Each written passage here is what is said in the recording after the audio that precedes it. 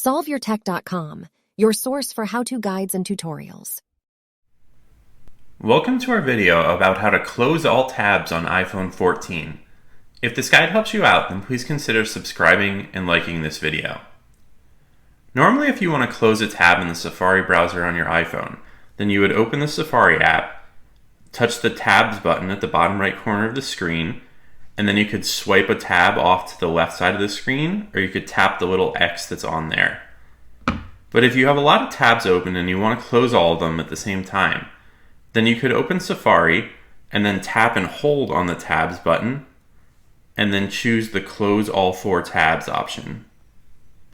You would then tap the Close All Tabs button, and then that would close all of the tabs in the browser.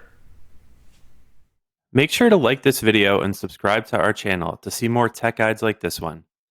For additional information on this topic and to read the entire article, click the link in the description to visit solveyourtech.com.